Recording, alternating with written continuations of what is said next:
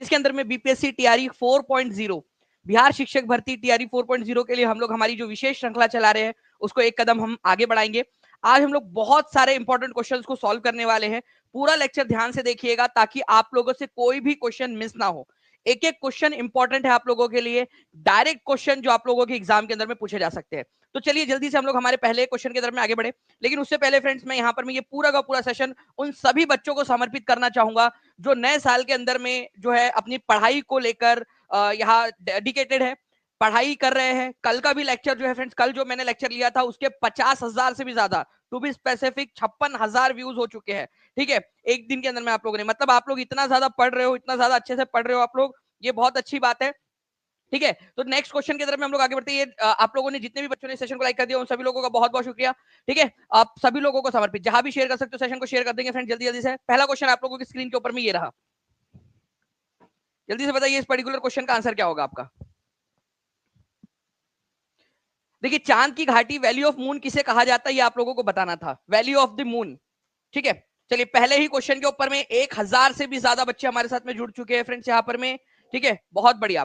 तो देखिए, चांद की घाटी वैली ऑफ द मून जो है फ्रेंड्स ये कहा जाता है, ठीक है, आटाकामा डेजर्ट को। अब यहाँ पर में हम तो रुकेंगे नहीं, हम तो टीचिंग परीक्षा वाले हैं। ठीक है, आप सब और हम सब लोग मिलकर अपन टीचिंग परीक्षा वाले हैं। अब यहाँ रुक गए तो फिर बात ही क्या। अब बताओ, कालाहारी डेजर्ट जो है वो कौन से महाद्वीप के अंदर में है, गोबी मरुस्थल कौन से महाद्वीप में है, और आटाकामा मरुस्थल कौन से वाले महाद्वीप के अंदर में है। जल्दी जल्दी से, ये क्वेश्चन भी पूछा जा सकता है। अगर मैं कालाहारी डेजर्ट की बात करूं फ्रेंड्स, तो ये अफ्रीका महाद्वीप के अंदर में, टू बी स्पेसिफिक अफ्रीका के दक्षिणी हिस्से के अंदर में है। ठीक है, गोबी मरुस्थल की बात करूं तो ये एशिया के अंदर में है, ये याद रखना है आप लोगों ने। एशिया में भी कहां पर में है, तो मंगोलिया प्लस चाइना में, मंगोलिया और चाइना के अंदर में है, ये याद रखना है, मंगोलिया प्लस चाइना के अंदर में। ये क्वेश्चन आ भी चुका है आप लोगों की बीपीएससी के एग्जाम के अंदर में कि गोबी मरुस्थल कहां पर में। आटाकामा मरुस्थल साउथ अमेरिका महाद्वीप के अंदर में, साउथ अमेरिका। ठीक है, ये याद रखना था आप लोगों ने। और यही आटाकामा डेजर्ट जो है इसको वैली ऑफ द मून, चांद की घाटी कहा जाता है, वैली ऑफ द मून। ठीक है, आप लोगों को बता दूं फ्रेंड, ये जो आटाकामा डेजर्ट है ना, यहाँ पर बहुत कम बारिश होती है, ज्यादातर समय सूखा रहता है। तो ड्राइएस्ट प्लेस है आप लोगों का, ये याद रखना है आप लोगों ने। ड्राइएस्ट मतलब कि सबसे शुष्क मरुस्थल कौन सा है, सबसे ज्यादा शुष्क। ठीक है, शुष्क का मतलब आपको समझता है ना कि जो सबसे ज्यादा सूखा है, सबसे शुष्क शुष्क मरुस्थल या ड्राइएस्ट डेजर्ट जो है आप लोगों का जो है ये आप लोगों को मिलेगा आटाकामा डेजर्ट। अच्छा, यहाँ पर मैं एक और मोजावे भी दिया हुआ है, चलिए ये भी बता दीजिए आप लोग, मोजावे डेजर्ट कौन से महाद्वीप के अंदर में है। ये दिया था, ये दिखाई नहीं आप लोगों को नीचे में, ये भी है करके। ठीक है, मोजावे, मोजावे भैया जो है अपने कहां पर में भाई। ठीक है, मोजावे अगर बात करेंगे आप लोगों का तो मैं आपको बता दूं फ्रेंड्स कि नॉर्थ अमेरिका के अंदर में है ये आपका, नॉर्थ अमेरिका के अंदर में, उत्तरी अमेरिका के अंदर में। ठीक है, नॉर्थ अमेरिका के अंदर में, ये भी याद रख लीजिएगा आप सभी लोग। ओके, चलिए, तो ड्राइएस्ट डेजर्ट है, चिली के अंदर में मिलेगा आप लोगों को। ओके, नेक्स्ट क्वेश्चन की तरफ में हम लोग आगे बढ़ते हैं फ्रेंड्स हमारे, ताकि आप लोग जो है ज्यादा से ज्यादा इस तरीके के जो क्वेश्चंस है, ठीक है, उनको सॉल्व कर सके।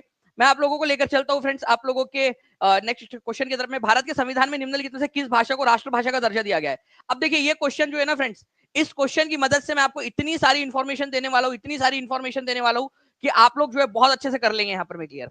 सलमा परवीन जी बोल रहे हैं यार, जो नहीं जुड़ा टीचिंग परीक्षा से वो जुड़ जाओ भाई, क्योंकि लास्ट चांस है टीआरई 4.0। बिल्कुल सही कह रहे हैं सलमा जी। और मैं आपको बता दूं फ्रेंड्स की टीचिंग परीक्षा आप लोगों के सिलेक्शन के साथ में रैंक की भी गारंटी ले रहा है। सिलेक्शन प्लस रैंक मतलब टीचिंग परीक्षा है। भारत के संविधान में निम्नलिखित में से किस भाषा को राष्ट्रभाषा का दर्जा दिया गया है। तो देखिए फ्रेंड्स, राष्ट्रभाषा का दर्जा किसी को भी नहीं दिया गया है, तो none of the above answer होने वाला है आप लोगों का, नन ऑफ दी अबव। ठीक है, तो ई आंसर होगा आप लोगों का। क्यों ई आंसर होगा ये भी आप लोग समझ लीजिए यहाँ पर में। ठीक है, बड़ा ही इंटरेस्टिंग सा पॉइंट है, ये एग्जाम के अंदर में आता है, काफी सारे बच्चे जो इसको स्किप कर देते हैं। ठीक है, ये आप लोगों की राष्ट्रभाषा नहीं है, आधिकारिक भाषा है। ठीक है, आधिकारिक भाषा। देखो, मैं आपको पूरा का पूरा समझाता हूं, हमारे भारत के अंदर में कोई भी राष्ट्रभाषा नहीं है, आधिकारिक भाषा है। दो, आधिकारिक, ठीक है, आधिकारिक भाषा है। अब ध्यान से समझना कैसे, अगर आप लोग जानना चाहते हो तो मैं पूरा का पूरा आप लोगों को जो है फ्रेंड्स यहाँ पर मैं समझा देता हूं। ध्यान से समझिए आप लोग, क्या है पूरा का पूरा मामला। देखो, article number 343 sub clause 1, article number 343।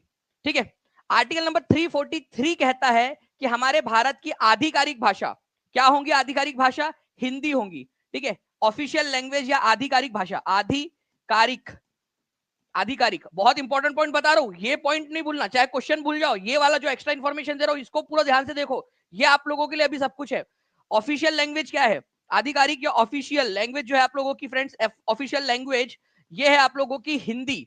ठीक है, हिंदी इन देवनागरी स्क्रिप्ट, देवनागरी, देवनागरी, कौन सी वाली स्क्रिप्ट के अंदर में, देवनागरी, देवनागरी मतलब ये वाला जो आपका ये होता है ना, ठीक है, अ आ ई आप लोगों का जो है, ठीक है, देवनागरी स्क्रिप्ट के अंदर में इसको एक्सेप्ट किया गया है आर्टिकल नंबर 243 के तहत।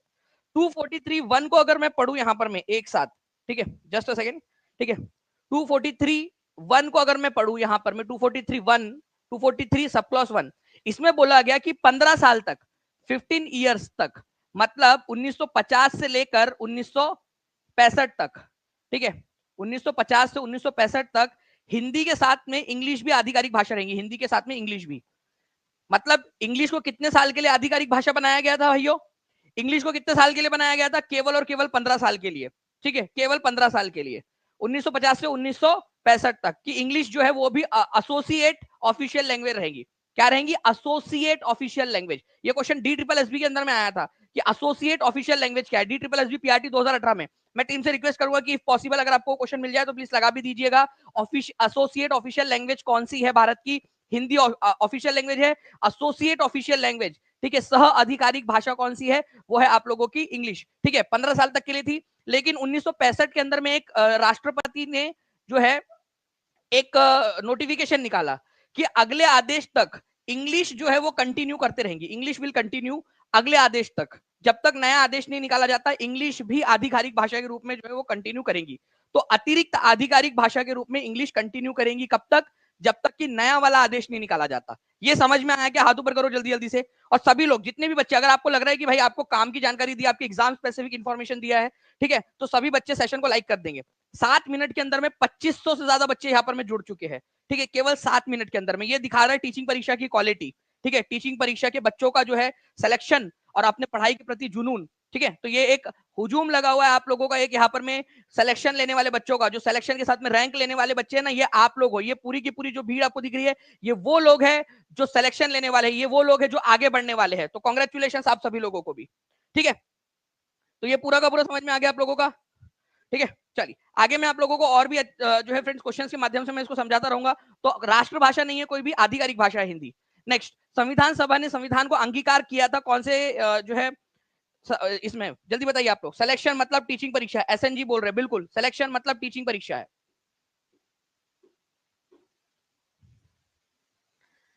विक्रम कुमार जी बोल रहे जिन जिन को है शिक्षक बनने की इच्छा वो जुड़े साथ टीचिंग परीक्षा। क्या बात है, विक्रम कुमार जी ने भी एक राइम बना दिया है जी। संविधान सभा ने संविधान को अंगीकार किया, तो संविधान सभा ने संविधान को जो अंगीकार किया, अंगीकार का मतलब होता है अडॉप्ट करना, अपनाना। ठीक है, अपना लेना। ठीक है, तो अपना लिया, बनकर तैयार हो गया संविधान हमारा 26 नवंबर 1949 को। ठीक है, 26 नवंबर 1949 को संविधान बनकर तैयार हो गया था। इसी वजह से इसको हम लोग जो है फ्रेंड्स वो तारीख मानते हैं जिस दिन हमारा संविधान अपनाया गया था, अंगीकार किया गया था। ठीक है, लागू अगर कब किया गया था ये पूछा जाए तो लागू किया गया था आप लोगों का 1950 में, 26 जनवरी 1950 को लागू करने की डेट है। तो ये 2 पॉइंट है, प्लीज इसको याद रखिएगा आप लोग, क्योंकि इसमें बच्चे अक्सर कंफ्यूज हो जाते हैं। लागू कब किया गया, अपनाया कब किया गया, इसको प्लीज थोड़ा सा ध्यान से देखिएगा। क्या इसके ऊपर में भी हम लोग यहाँ पर में कर दे एक इसका भी पूरा का पूरा पोस्टमार्टम? ठीक है, अगर चाहते हो तो मेरे यहाँ पर मैं समझाए तक 2000 प्लस लाइक्स हो जाने चाहिए, आप सभी लोग मिलकर अपना अपना योगदान दे देंगे। ठीक है, तो मैं यहाँ पर मैं आपको पूरा का पूरा इसके बारे में भी पूरा बता देता हूँ। ठीक है, पूरा का पूरा ध्यान से समझिएगा आप लोग, एक्स्ट्रा इन्फॉर्मेशन आप लोगों को दे रहा हूँ जो आप लोगों के काम की है, ध्यान से समझना आप लोग। देखिए फ्रेंड्स, 1935 के अंदर में, 1935 के अंदर में तुम्हारे मामा के लड़के थे MN रॉय। ठीक है, MN रॉय, इन्होंने क्या किया, फर्स्ट टाइम जो है संविधान सभा बनाने का, फर्स्ट टाइम, ठीक है, किसी ने ये दिया था फर्स्ट टाइम संविधान सभा बनाने का सुझाव दिया था, संविधान सभा, कि भाई संविधान सभा होनी चाहिए जो संविधान का निर्माण करे। ठीक है, इस मांग को 1934 में इन्होंने दिया था। ठीक है, 1934 में, 1935 के अंदर में कांग्रेस ने इसको एक्सेप्ट कर लिया। कांग्रेस ने भी इसको बोला कि हाँ हम भी मानते हैं, कांग्रेस ने भी मांगा कि संविधान सभा होनी चाहिए। ठीक है, संविधान सभा की मांग कांग्रेस ने 1935 के अंदर में की। ठीक है, ये याद रखेंगे आप सभी के सभी लोग। MN रॉय ने 1934 में पहली बार संविधान सभा बनाने की बात की थी। ठीक है, कांग्रेस ने इसी बात को जो है 1935 के अंदर में माना। अब देखिए इंडियन नेशनल कांग्रेस ने जो है, इंडियन नेशनल कांग्रेस, ठीक है, ये याद रखना, आईएनसी, इन्होंने भी डिमांड की कि संविधान सभा बननी चाहिए। समझ गए आप लोग? अब क्या होता है, पहले तो अंग्रेज लोग मना कर रहे थे। जैसे आप किसी जो है लड़की के घर पे जाते हो, मतलब उसके पप्पा से उसका हाथ मांगने के लिए, तो एकदम से तो दे नहीं देते, वो पहले मना ही करते, फिर बाद में जो है फाइनली तैयार होते, धीरे धीरे धीरे धीरे करके, अगर आप काबिल हो, ठीक है। तो फाइनली जो है फ्रेंड्स क्या हुआ, अंग्रेज लोग भी तैयार हो गए, मतलब अपनी लड़की देने के लिए तैयार नहीं हो गए वो लोग, संविधान सभा बनाने के लिए तैयार हो गए, ठीक है। तो हमारे भारत के अंदर में कैबिनेट मिशन आया था, कैबिनेट, ठीक है, मिशन आया था आपका, कैबिनेट मिशन आया था मार्च 1946 के अंदर में। ये याद रखिएगा आप लोग प्लीज, बहुत इंपॉर्टेंट पॉइंट है, एग्जाम में पूछा जाता है। कैबिनेट मिशन भारत के अंदर में आया और इसने अनाउंस किया कौन सी अनाउंसमेंट की, ठीक है, अनाउंसमेंट की कि भाई भारत के अंदर में संविधान सभा बनेगी, संविधान सभा बनेगी। संविधान सभा बनाने की घोषणा किसने की थी, कैबिनेट मिशन प्लान के तहत हुई थी, कैबिनेट मिशन, ठीक है। ये याद रखिएगा आप सभी के सभी लोग। 1901 लाइक्स हुए, 2900 बच्चे देख रहे हैं, मतलब यहाँ पर मैं जितने, सिर्फ 1900 बच्चे यहाँ पर मैं सीरियसली देख रहे हैं जो पूरा योगदान दे रहे हैं। हर एक बच्चा अपना योगदान देगा तो मजा आएंगी यहाँ पर में कि यार हर एक बच्चा, हर एक स्टूडेंट जो है अपना अपना योगदान दे रहा है। जल्दी जल्दी से सभी बच्चे जहां भी शेयर कर सकते शेयर करते रहेंगे यहाँ, ठीक है। तो मार्च 1946 में संविधान सभा का गठन, संविधान सभा की जो है इन्होंने सिफारिश कर दी। अब बात हुई यहाँ पर मैं आपकी कि भाई संविधान सभा बनेगी, भारत देश जो है आजाद भारत के लिए संविधान बनाया जाएगा। चुनाव हुए संविधान सभा के लिए, संविधान सभा के लिए चुनाव हुए। संविधान सभा का चुनाव कब हुआ, सभा का चुनाव, चुनाव जो है फ्रेंड्स ये याद रखना आप लोगों ने, जुलाई अगस्त, ठीक है, जुलाई टू अगस्त 1946 के अंदर में हुआ, जुलाई अगस्त 1946 के अंदर में। संविधान सभा का गठन कब हुआ, संविधान सभा का चुनाव हो गया, लोग चुन गए, ठीक है, संविधान सभा का गठन, ठीक है, गठन मतलब ऑफिशियल नोटिफिकेशन जारी किया गया, संविधान सभा का गठन हुआ 6 दिसंबर, ठीक है, 1946 को, ठीक है। और इसकी जो पहली बैठक थी, संविधान सभा की फर्स्ट बैठक, ठीक है, अगर ये पूछ लिया जाए संविधान सभा की पहली बैठक, फर्स्ट मीटिंग ये कब हुई थी, ये हुई थी 9 दिसंबर को 1946 के अंदर में। ये पूरी की पूरी कहानी है। देखो ये जो मैं आपको पॉइंट बता रहा हूं ना, एक एक पॉइंट ये बहुत इंपॉर्टेंट है। जो बच्चा लेक्चर ध्यान से देखेगा उसका फायदा होगा। इसी तरीके से हम लोग टीचिंग परीक्षा के जो ऐप है उसके अंदर में भी पढ़ने वाले, इससे भी ज्यादा डिटेल में और इससे भी ज्यादा मजेदार तरीके से एक एक पॉइंट पे क्वेश्चन कराऊंगा। चुनाव कब हुआ, गठन कब हुआ, मतलब जब हम ऐप में पढ़ते हैं तो ऐप के अंदर में टीचिंग परीक्षा के कोर्स के अंदर में हम लोग एक एक पॉइंट जो पढ़ाता है उसके ऊपर में क्वेश्चंस भी करते हैं हम लोग, ठीक है। उससे क्या होता है, आपको ज्यादा बेहतर तरीके से चीजें याद हो पाती है। ओके, तो आप लोगों ने जो है फ्रेंड्स इस पर भी ध्यान देना है, ठीक है, कि आप लोग क्वेश्चंस को भी सॉल्व करते रहे इसके ऊपर। तो भाई गठन कब हुआ था संविधान सभा का, मतलब कि नोटिफिकेशन जारी कर दिया गया कि अब संविधान सभा बैठेंगी, उसके 3 दिन बाद संविधान सभा की पहली बैठक करवा दी गई 9 दिसंबर 1946 को, ठीक है। चलिए, तो ये पूरा का पूरा था 9 दिसंबर 1946 से लेकर 26 नवंबर 1949 तक संविधान सभा ने काम किया। ना आगे बढ़ते हम लोग फ्रेंड्स, यहाँ पर में भारत में राष्ट्रीय स्तर पर किस भाषा को सह राजभाषा का दर्जा दिया गया है, राजभाषा या आधिकारिक भाषा, एसोसिएट ऑफिशियल लैंग्वेज, ठीक है, इसको एसोसिएट, ठीक है, आप लोग आधिकारिक भाषा, ठीक है, अतिरिक्त आधिकारिक भाषा भी बोल सकते हो। DSSB PRT 14 अक्टूबर 2018 में पूछा गया प्रश्न, मैंने आपसे कहा था कि क्वेश्चन आया हुआ है, आप लोग देख सकते हो, हमारी टीम ने उसको खोजकर निकाल भी दिया है, आप लोग चेक भी कर सकते हो, 14 अक्टूबर 2018 का क्वेश्चन है ये, ठीक है। तो आपका आंसर होगा फ्रेंड्स इंग्लिश। देखिए सह बोला है ना यहाँ पर, मैं एसोसिएट बोला है, हिंदी तो ऑफिशियल लैंग्वेज है, ठीक है, official language, associate official language मतलब उसके साथ वाली इंग्लिश भी है, ठीक है, इंग्लिश भी है। तो ये याद रखना था आप लोगों ने। जितने बच्चों ने स्टार्टिंग से लेक्चर देखा है वो बच्चा इस क्वेश्चन को समझ गया होगा, इसीलिए कह रहा हूं आप लोगों से पूरा लेक्चर देखिएगा, देखिए आप लोग चैनल को सब्सक्राइब कर लीजिए, ठीक है, ताकि आपको सारे के सारे नोटिफिकेशन मिल सके। और इसी के साथ में आपसे कहना चाहूंगा कि जो बच्चा टीचिंग परीक्षा के साथ में जुड़ना चाहता है, अभी भी मौका है, नीचे में नंबर चल रहा है, उस नंबर पर कॉल या व्हाट्सएप कर दीजिए, या टीचिंग परीक्षा के एप्लीकेशन पर जाकर टीचिंग परीक्षा के 4.0 कोर्स, TRE 4.0 कोर्स के साथ में जुड़कर अपने सपनों को साकार करिए आप लोग, ठीक है। नाउ फ्रेंड्स देखिए यहाँ पर मैं एक क्वेश्चन आप लोगों का, इस क्वेश्चन का आंसर आप लोगों को करना है और खुद से पढ़ेंगे आप लोग, क्योंकि मैं चाहता हूँ कि इसको आप लोग करें यहाँ पर मैं। चलिए बहुत बढ़िया, अविका ने भी एक नारा दिया है, ठीक है, हम सब का यही है नारा, दानिश सर करो कल्याण हमारा। दानिश सर आपके साथ में है, ठीक है, टीचिंग परीक्षा पूरा परिवार आपके साथ में है, ठीक है। KM शुक्रिया जी, बहुत बहुत शुक्रिया आपका भी, आपने मेहनत करनी है, अगर आप जो है मेहनत करने के लिए तैयार हो तो हम आपका पूरा साथ देने के लिए तैयार है। देखिए यहाँ पर मैं आप लोगों से बोला, constitution was adopted by the constituent assembly on 26 नवंबर, ठीक है, यह आप लोगों का सही है। संविधान सभा जो है ऑफिशियली केम इनटू, ठीक है, मतलब संविधान जो ऑफिशियली जो लागू हुआ था इफेक्ट के अंदर में वो 26 जनवरी 1950 को हुआ था, ये भी सही है। बट आपसे क्वेश्चन में इनकरेक्ट पूछा, ये याद रखना था आप लोगों ने, ठीक है। कितने बच्चों ने ध्यान दिया, ये देखने वाली बात है, ठीक है। ओके, चलिए, तो आप लोगों का गलत वाला कथन पूछा गया था। ओके, गलत वाला कथन पूछा गया था, तो दोनों के दोनों जो है यहाँ पर में सही है आप लोगों के। जब सही दोनों के दोनों है तो आंसर होगा नाइदर वन नॉर टू। कितने लोगों ने डी आंसर लगा दिया, ठीक है। इनकरेक्ट आप लोगों से पूछा है यहाँ पर में आप लोगों का था संविधान को अडॉप्ट किया गया था आप लोगों का 26, अच्छा यहाँ पर में देखिए 1950 दिया यहाँ पर में आपका 1949 होना चाहिए था यहाँ पर में, तो ये वाला आप लोगों का गलत है, पहला वाला गलत है, ठीक है। 26 जनवरी 1950 को लागू हुआ था ये, ठीक है, ये वाला आपका सही है। तो आंसर जो है आप लोगों का होगा, ठीक है, सही। आप लोगों से पूछा इनकरेक्ट कौन सा है, तो ओनली वन, पहला वाला, केवल जो है वो पहला वाला इनकरेक्ट है, ठीक है, केवल पहला वाला इनकरेक्ट है। कितने बच्चों ने सही आंसर दिया था, ओनली वन आंसर होना चाहिए आप लोगों का, A is the answer, only one, ठीक है। क्यों, क्योंकि यहां पर में 1950 लिखा हुआ है, ये याद रखिएगा आप सभी लोग, ठीक है। यहां क्या होना चाहिए था, 1949 होना चाहिए था, 1949 होना चाहिए था आप लोगों का, तो पहला वाला गलत है आप लोगों का, ठीक है। ओके, तो पहला वाला गलत है, पहला वाला गलत है, तो पहला वाला आंसर होगा आपका, आंसर होगा ऑप्शन नंबर ए, ठीक है, option number A is the answer, क्योंकि गलत वाला पूछा है आप लोगों से। कितने लोगों का सही हुआ है, हाथ ऊपर कर दिए जल्दी जल्दी से सभी लोग, ठीक है, सभी के सभी लोग जल्दी जल्दी से हाथ ऊपर कर देंगे। नाउ फ्रेंड नेक्स्ट, आगे बढ़ने से पहले मैं आपको बता दूं कि आज आप लोगों की जो 30 डे चैलेंज है, कितने लोग चैलेंज के अंदर में पार्टिसिपेट किए हैं, टीचिंग परीक्षा के 4.0 के पेड बैच के अंदर में 30 दिन का चैलेंज चल रहा है आप लोगों का। अगर आप लोगों ने जो है फ्रेंड्स चैलेंज में पार्टिसिपेट कर लिया, हाथ ऊपर करिए जल्दी जल्दी से, चैलेंज अगर आप लोग ले रहे हो। अब मैं आपको बता दूं फ्रेंड्स कि आपका आज का सेकंड डे था चैलेंज का। ये वो लोग हैं जो आगे बढ़ रहे हैं, कंटिन्यूअसली आगे बढ़ते जा रहे हैं, धीरे धीरे धीरे धीरे धीरे धीरे जो है और ज्यादा बेहतर होते जा रहे हैं। जो बच्चा अभी भी नहीं जुड़ा है, देखिए कहीं आप पीछे ना रह जाए, टीचिंग परीक्षा के बच्चे आगे बढ़ते जा रहे हैं, ठीक है, पेड बैच के अंदर में, ठीक है।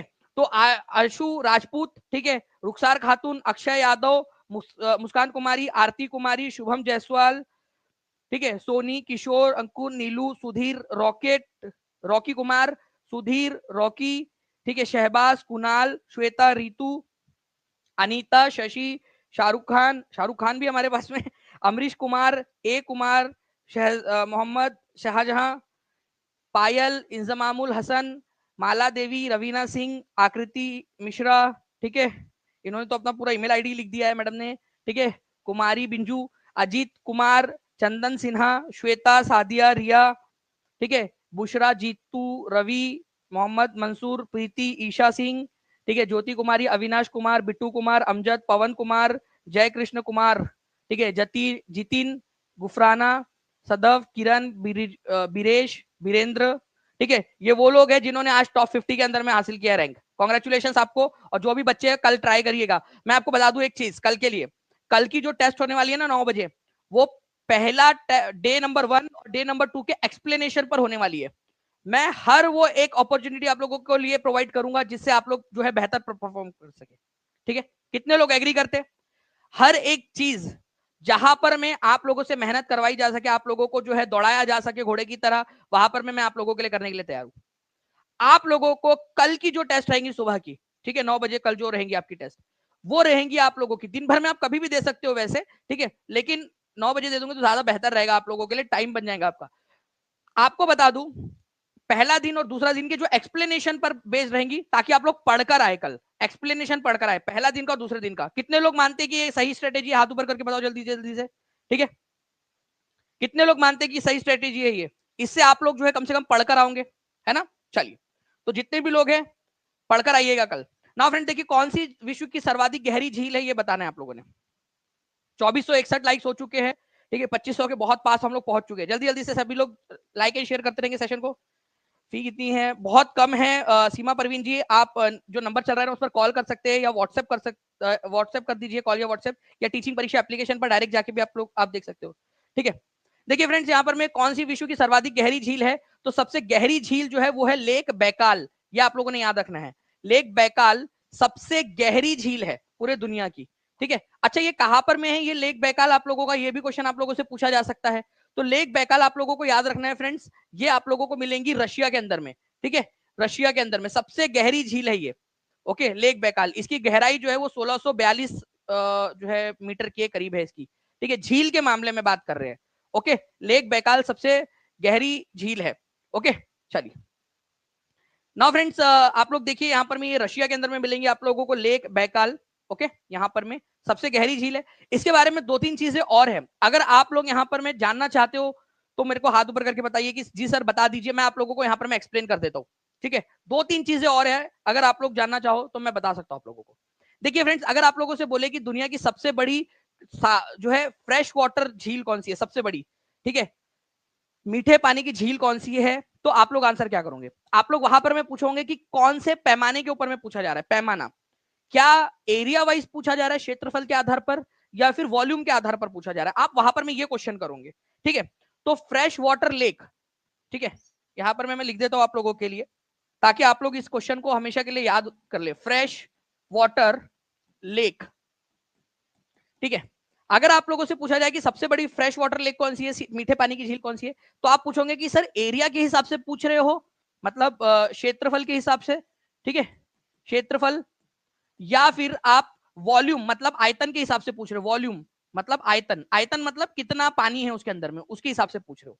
तो अगर सरफेस एरिया के हिसाब से पूछा जाए आप लोगों से, तो आप लोगों का जो आंसर है वो हो जाएगा आप लोगों का लेक सुपेरियर, लेक सुपेरियर जो नॉर्थ अमेरिका के अंदर में, लेक सुपेरियर, ठीक है, लेक सुपेरियर आंसर हो जाएगा आप लोगों का।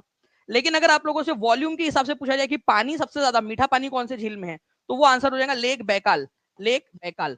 तो लेक बैकाल सबसे गहरी झील होने के साथ में वॉल्यूम के हिसाब से सबसे ज्यादा पानी कैरी करने वाली भी झील है आपकी। ठीक है, तो ये भी आप लोगों का क्लियर हो गया। देखिए आप लोग, है ना,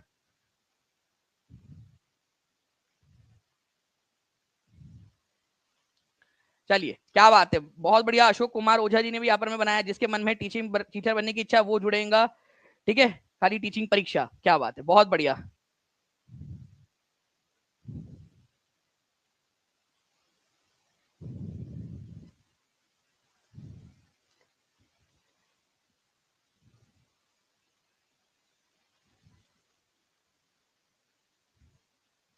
ठीक है, बहुत बढ़िया। देखिए फ्रेंड, तो लेक सुपेरियर और लेक बैकाल आप लोगों ने यहाँ पर मैं आंसर कर दिया है। सर्वाधिक गहरी झील, अच्छा लेक बैकाल कौन से देश के अंदर में, अगर ये क्वेश्चन आ जाए आप लोगों से तो आप लोगों का आंसर क्या होगा, लेक बैकाल कौन से देश के अंदर में? लेक बैकाल जो है फ्रेंड्स रशिया के अंदर में, ये भी याद रख लीजिए आप सभी के सभी लोग, इंपॉर्टेंट पॉइंट है, एग्जाम के अंदर में पूछे जा सकते हैं आप लोगों से। ठीक है, नाउ नेक्स्ट क्वेश्चन की तरफ में हम लोग आगे बढ़ने से पहले मैं फ्रेंड्स आपको बता दूं कि लार्जेस्ट जो है, अगर आप लोगों से, ठीक है, लेक बोला जाए एरिया के हिसाब से, ठीक है, आप लोगों की, तो आप लोगों ने याद रखना है कि सबसे बड़ी जो झील है, ठीक है, वो है आप लोगों की कैस्पियन सी। ठीक है, आप लोगों का, लेकिन ये आप लोगों की मीठे पानी की झील नहीं है ना। कैस्पियन सी जो है आप लोगों का, ये सबसे बड़ी झील है, चाहे वो आप लोगों का वॉल्यूम हो, चाहे वो आप लोगों का जो है सरफेस एरिया हो। कैस्पियन सी, कैस्पियन सागर जो है आप लोगों का, वो सबसे बड़ी झील है, बट वो सॉल्ट वाटर लेक है, सॉल्टी है, सॉल्टी है। ठीक है, खारे पानी की झील है कैस्पियन सी। ठीक है, ये याद रखेंगे आप सभी लोग। बात हो रही थी मीठे पानी की, इसी वजह से मीठे पानी की जब बात आएंगी तो लेक सुपेरियर एरिया के हिसाब से, लेक बैकाल वॉल्यूम के हिसाब से। लेकिन जब बात आ जाए आप लोगों की केवल झील, ठीक है, मतलब ओनली, ठीक है, लेक पोले की सबसे बड़ा लेक कौन सा है, ठीक है, पूरे दुनिया का, तो आप लोगों ने कैस्पियन सी लगा देना है। कैस्पियन सी जो है ये आप लोगों का एरिया के हिसाब से भी है सबसे बड़ी झील, ठीक है, और वॉल्यूम के हिसाब से भी, मतलब आयतन के हिसाब से भी। लेकिन कैस्पियन सी जो है ये याद रखना आप लोगों ने, सॉल्टी है, मीठे पानी की नहीं है। ठीक है, तो ये भी आप लोग थोड़ा सा ध्यान रखिएगा आप लोग। ओके, तो देखिए आप लोगों को एक क्वेश्चन हम लोगों ने लिया था कि सर्वाधिक गहरी झील कौन सी है, और हमने इसका पूरा का पूरा पोस्टमार्टम कर डाला है अभी के अभी में। ठीक है, जो जो चीजें आप लोगों से बन सकती थी वो सारी की सारी चीजें हम लोगों ने कर ली है यहाँ पर। नेक्स्ट क्वेश्चन की तरफ में आगे बढ़ने से पहले मैं आपको बता दूं कि largest fresh water lake by volume अगर आपसे बोला जाए तो वो आप लोगों का लेक बैकाल होगा, ये आपको याद रखना ही रखना है। अब देखिए friends, UPPCS civil services, SSC GD, SSC GD आप लोगों का जो है फ्रेंड्स क्वेश्चन के अंदर में, ठीक है, D triple S B PGT English का फीमेल जनरल सेक्शन जो था उसके अंदर में आपका बार बार क्वेश्चन पूछा जा रहा है। ठीक है, जितने भी बच्चे जुड़ना चाहते हैं टीचिंग परीक्षा के साथ में, मैं आपको बता दूं कि जल्दी से जल्दी जुड़कर आप लोग अपने सपने पूरे कर सकते हो टीचिंग परीक्षा एप्लीकेशन के साथ में। ठीक है, जो नहीं जुड़ा है वो बाद में ऐसा ना हो कि वो पछताए कि काश उस समय में जो है वो जुड़ गया होता तो ज्यादा अच्छा रहता। कोई ना जाओ कहीं पे सिलेक्शन होगा ही से, मतलब यही से। ठीक है, सलमा बेगम जी ने लिखा है हैशटैग टीचिंग परीक्षा, क्या बात है। देखिए फ्रेंड्स, दुनिया की सबसे पुरानी और सबसे गहरी झील कौन सी है? तो सबसे पुरानी और सबसे गहरी झील लेक बैकाल है। ठीक है, लेक बैकाल। ओके, वो एक शेर था फ्रेंड्स, आप लोगों को मैंने ऑलरेडी पहले भी बताया हुआ था, काफी लंबा समय हो गया सुनाया नहीं आप लोगों को, काफी नए बच्चे भी जुड़े हुए होंगे, उनको बता दूं कि अगर आप लोगों को मान लो किसी की तारीफ करनी है तो आप उसको बोल देना कि तुम्हारी जो आंखें है वो बैकाल झील की तरह है। ठीक है, बैकाल आंखें है तुम्हारी। पहले तो वो नाराज हो जाएंगी, बैकाल थोड़ा सा शब्द अच्छा नहीं लगता सुनने में, फिर उसको समझाना कि दानिश सर की क्लास देखो करके, उसको मतलब दानिश सर की क्लास दिखाना उसको। ठीक है, आप ये वाला शेर भी उसको बोल सकते हो कि ना मैं पर्वत, ना मैं पर्वत की ऊंचाई से डरता हूँ, ना मैं शजर, ना मैं शाखों की लंबाई से डरता हूँ, समंदर पार करना तो चुटकियों का काम है, पर तेरी झील सी आंखों की गहराई से डरता हूँ। तो तेरी झील सी आंखों की गहराई से, तो सबसे गहरी लेक कौन सी है? बैकाल लेक है। तो बैकाल लेक जैसी तेरी आंखें, ऐसा बोल देना उसको। ठीक है, खुश हो जाएंगे, अगर पढ़ी लिखी होंगी तो खुश हो जाएंगे। ठीक है, क्लास देख रही होंगी दानिश सर की। ठीक है, चलिए आ जाइए फ्रेंड्स, लेक बैकाल जो है सबसे गहरी। चलिए, आई होप अब आप लोगों को आगे होगा फ्रेंड्स यहाँ पर में। ठीक है, जल्दी जल्दी से बता दीजिए आप लोग।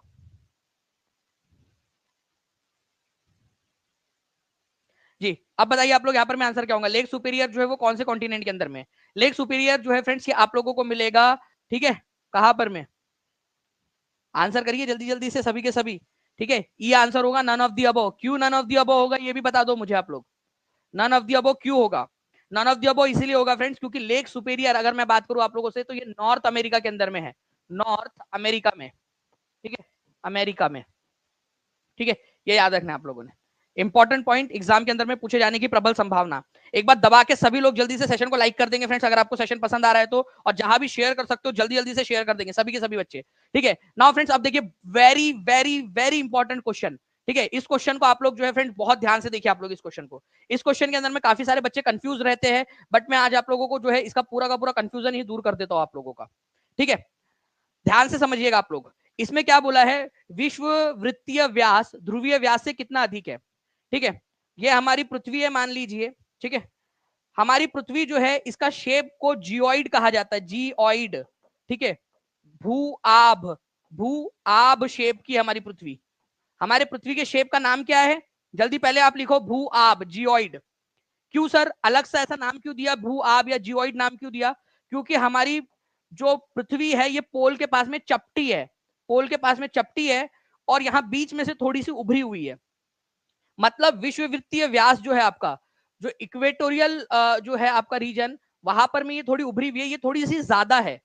और जो ये आपका ये वाला जो आपका डिस्टेंस होगा दो पोल्स के बीच में, ठीक है, ये थोड़ा सा कम है, हल्का सा। तो कितना कम है, कितना डिस्टेंस है दोनों के बीच में, कितना है? ठीक है, अगर परफेक्टली स्क्वायर होती तो पूरा का पूरा गोला गोला होना चाहिए था, फुटबॉल जैसा। ठीक है, बताइए इसका आंसर क्या होगा आप लोगों का, कि कितना ज्यादा है? ठीक है, तो विश्ववृत्तीय व्यास ध्रुवीय व्यास से कितना अधिक है, जिसके वजह से हमारा पोल के पास थोड़ा चपटा है हम बोलते हैं, और बीच में से उभरी हुई है, वो आप शेप इसीलिए नाम दिया गया उसका। ठीक है, तो देखिए अगर मैं बात करूं फ्रेंड्स यहाँ पर मैं आप लोगों का इस पर्टिकुलर पॉइंट की, तो विश्ववृत्तीय व्यास जो है आप लोगों का है 12,756। ठीक है, 12,756। ठीक है, ओके। और वहां पर में अगर हम लोग बात करेंगे आपका ध्रुवीय व्यास की, कितना हो जाता है, मतलब ध्रुवीय जो आपका डायमीटर है वो आप लोगों को हो जाएगा 12,713। ठीक है, 12,713। अब आप लोग कैलकुलेट करो कि कितना आ रहा है जल्दी से। ठीक है, यहां पर में आप लोगों का आंसर आएगा। ठीक है, बताओ, माइनस करो, डिफरेंस कितना है दोनों में जल्दी से। और ये क्वेश्चन रिपीट होगा, याद रखिएगा आप सभी के सभी लोग। और जितने भी बच्चे हैं जो DSSB के अंदर में, केवीएस के अंदर में भी पढ़ाई कर रहे हैं, वो लोग टीचिंग परीक्षा के साथ में उसमें भी जुड़ सकते हैं। 100 डेज चैलेंज वहां पर में भी आप लोगों का चल रहा है। ठीक है जी, तो आपका किलोमीटर में पूछा है, तो आप लोगों को डायरेक्टली जो है फ्रेंड्स यहाँ पर में तो 0 0 हो गया, यहाँ पर में आप लोगों का 43 बच जाएगा। तो 43 किलोमीटर्स, तो 43 किलोमीटर्स का डिफरेंस है दोनों के बीच में। प्लीज इस पॉइंट को ध्यान से समझिए आप लोग, विश्ववृत्तीय व्यास और ध्रुवीय व्यास में कितना अंतर है, ये क्वेश्चन आप लोगों से पूछा गया है। ठीक है, इंपॉर्टेंट पॉइंट, एग्जाम के अंदर में ये क्वेश्चन पूछे जाने की प्रबल संभावना बनती है। ठीक है, चलिए सेशन को लाइक करते रहेंगे फ्रेंड्स, अगर आप लोग चाहते हो कि ऐसे ही और भी क्वेश्चन मैं आप लोगों को करवाता रहूं। नेक्स्ट क्वेश्चन की तरफ में आगे बढ़ते हैं, आप लोगों के लिए मैंने यहाँ लिख भी दिया है ताकि आप लोग इसको ध्यान से समझ सके। देखिए फ्रेंड्स, अब एक पॉइंट यहाँ पर मैं प्लीज ध्यान से समझिएगा, आप लोगों के लिए 43 किलोमीटर, ठीक है, ये तो हो गया। लेकिन अगर आप लोगों से मील में पूछ लिया जाए कभी, क्योंकि आपको पता है ये पीपीटी जो भी मैं यूट्यूब के ऊपर में भी पढ़ाता हूँ, वो सारी की सारी पीपीटीज आप लोगों की टीचिंग परीक्षा के 4.0 के पेड बैच में उपलब्ध हो जाती है आप लोगों को, ताकि आप लोग वहां पर में रिवाइज कर सके। तो जो बच्चे पेड बैच में नहीं जुड़े अभी तक, वो लोग जुड़ सकते हैं, ताकि आप लोग बार बार रिवाइज कर सके। तो मैंने यहाँ लिख भी दिया है ताकि आपको याद रहे, आप लोग जब रिवाइज करो तो 27 मील, अगर डिफरेंस किलोमीटर में पूछा गया तो किलोमीटर में आप लोग शायद आपको याद भी हो गया होगा, कैलकुलेट भी करने की जरूरत नहीं पड़ेगी। लेकिन अगर आपको मील में पूछ लिया जाए, माइल्स के अंदर में, तो इसको ये हो गया आपका किलोमीटर्स में। लेकिन अगर आपका यही माइल्स में पूछ लिया जाए तो ये भी प्लीज याद रख लीजिएगा आप लोग, ठीक है, 27 माइल्स का डिफरेंस है, ठीक है, माइल्स में। तो मैंने आप लोगों के लिए लिख दिया ताकि आप लोग पीपीटी के अंदर में जब रिवाइज करें तब आप लोगों को याद रहे चीजें। और जो बच्चा जुड़ना चाहता है टीचिंग परीक्षा के साथ में, नीचे में नंबर चल रहा है 7611101101, 96974444, कॉल कर लीजिएगा। अगर कॉल ना लगे तो व्हाट्सएप कर दीजिएगा, ठीक है, ताकि टीम आप लोगों से कनेक्ट कर सके। चलिए आगे बढ़ते हैं हम लोग यहाँ पर में फ्रेंड नेक्स्ट क्वेश्चन की तरफ में। 1918 में अहमदाबाद के मिल मालिकों और मजदूरों के बीच में विवाद का निपटारा किसने किया था, मतलब मांडवली किसने किया था बीच में आके, ठीक है। एक्चुअली क्या हुआ 1918 में जो है एक प्रॉब्लम हो गई अहमदाबाद के अंदर में। अहमदाबाद के अंदर में जो मिल मजदूर थे, कॉटन मिल मजदूर, ठीक है, उन लोगों का प्लेग जो बोनस था वो खत्म कर दिया गया, ठीक है। उनको 1917 में जब प्लेग आया था तो बोनस दिया गया था, वो प्लेग बोनस बंद हो गया। अब क्या हुआ कि जो है उनकी वेतन वृद्धि और समय जो था उन लोगों का, वो सारी की सारी चीजें थी। प्लस वहां पर में हाइजीनिक कंडीशन नहीं थी, पीने का पानी तक अवेलेबल नहीं होता था, वॉशरूम तक नहीं होते थे उन मिल के अंदर में, वॉशरूम नहीं थे, पीने का पानी अवेलेबल नहीं था, ठीक है। और जो कंडीशन होती थी बहुत अनहाइजेनिक होती थी, कई सारे लोग जो है वो गंदगी के कारण वहां पर में दम तोड़ देते थे मजदूर लोग। तो उस बीच में उन सारी चीजों को ठीक करवाने के लिए मिल मजदूर और मिल ओनर के बीच में जो है वो विवाद चल रहा था, तो उसमें बीच बचाव में आए थे गांधी जी।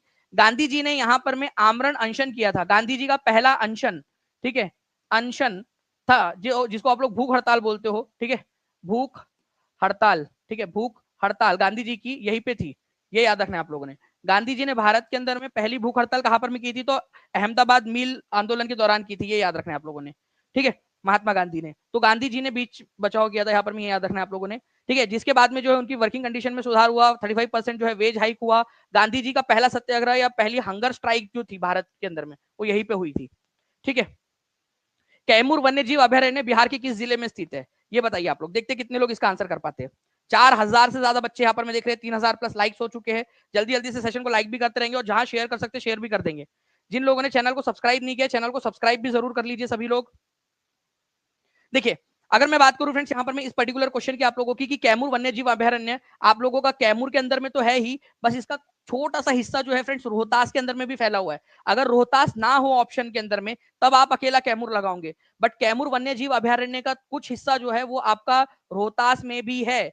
जितने भी टीचिंग परीक्षा के पेड स्टूडेंट है उन लोगों को हमने जो है एक मैप प्रोवाइड किया, एचडी मैप, ठीक है, हाई क्वालिटी मैप्स आपको प्रोवाइड किया है। उसके अंदर में अगर आप लोग देखोगे, ठीक है, यहाँ पर मैं आप लोग देखिए कि आपका कैमूर है जिसको भभुआ भी आप लोग बोलते हो, और ये है रोहतास, ओके। तो आप लोगों के लिए इसको अब यहाँ पर मैं समझना थोड़ा आसान हो जाएगा कि कैमूर वन्य जीव अभयारण्य, ठीक है, भभुआ कैमूर में और कुछ हिस्सा इसका रोहतास के अंदर में भी है।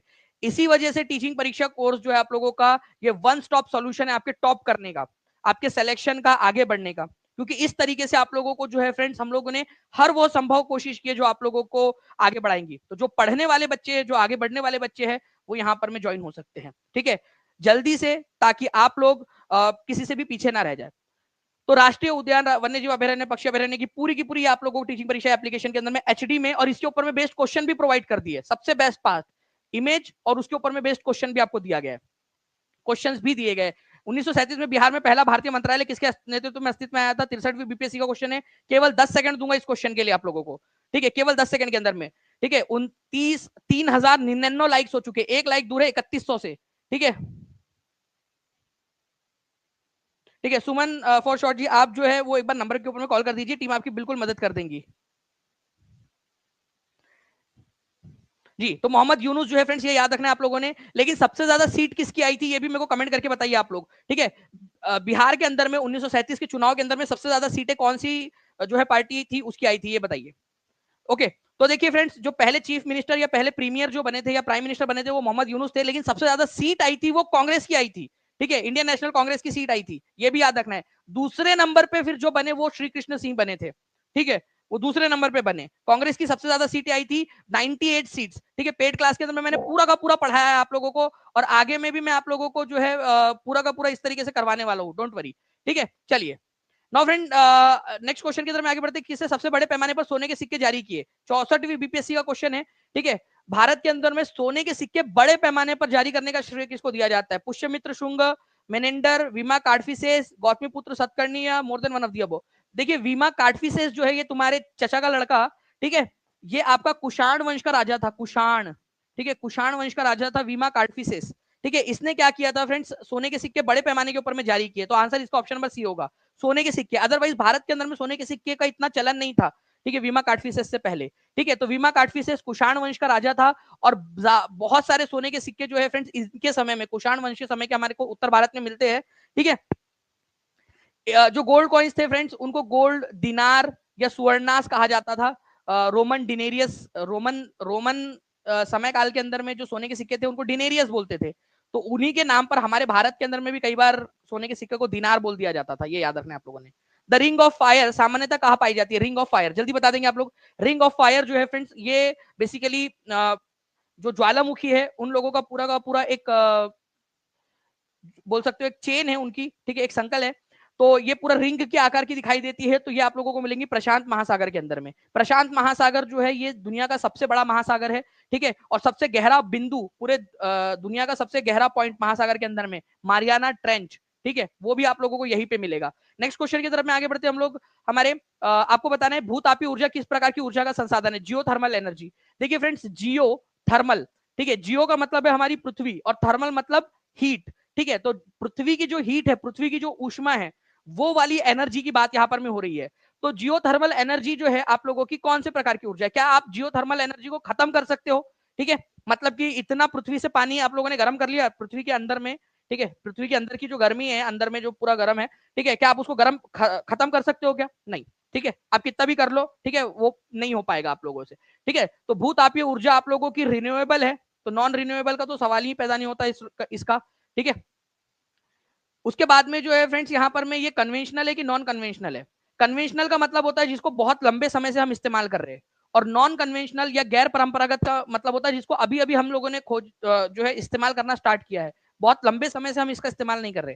मतलब ऐसा नहीं है कि बहुत परंपरागत तरीके से इस्तेमाल करते आ रहे हैं हम लोग, कुछ 100 साल या कुछ दशकों से इस्तेमाल कर रहे हैं, तो ये नॉन कन्वेंशनल है और रिन्यूएबल है, गैर परंपरागत, ठीक है। पहले इसका इस्तेमाल नहीं होता था ना आप लोगों का कि भाई जमीन के अंदर में जो है वो आप 2 किलोमीटर गहरा गड्ढा खोदो, 2 किलोमीटर गहरा गड्ढा खोद ही नहीं पाते थे पहले के जमाने के लोग, ठीक है, इतने संसाधन ही नहीं थे, ठीक है। तो नॉन कन्वेंशनल रिसोर्स है, ये प्लीज याद रखिएगा आप लोग। भूतापीय ऊर्जा पहली बात तो नॉन कन्वेंशनल है, गैर परंपरागत है, ठीक है, अभी अभी कुछ दशक पहले से ही इसका इस्तेमाल शुरू हुआ है, और रिन्यूएबल है, मतलब आप इसको कभी खत्म नहीं कर सकते, ठीक है। ये कभी पृथ्वी के अंदर की जो हीट है वो कभी खत्म नहीं होने वाली है। ओके, पूरा एनसीईआरटी के अंदर में बेस जो था आप लोगों को उसके आधार पर आप लोगों को बताया है मैंने। इसी के साथ में मैं आपको बता दूं फ्रेंड्स कि आप लोगों का जितने भी बच्चे जो लोग जुड़ना चाहते हैं टीचिंग परीक्षा के साथ में, ठीक है, 7611101101 इस नंबर पे, या 9697888844 इस नंबर पे कॉल कर लीजिए या व्हाट्सएप कर लीजिए। अगर कॉल ना लगे तो व्हाट्सएप कर लीजिएगा, आप व्हाट्सएप कर दीजिएगा, टीम आपकी मदद कर देंगी। और जितना जल्दी आप लोग जुड़ोगे उतना ज्यादा लंबा समय तक आपके पास में कोर्स रहेगा। या फिर सिंपल सा तरीका आप लोगों का कि आप जो है टीचिंग परीक्षा के एप्लीकेशन पर जाकर भी इसको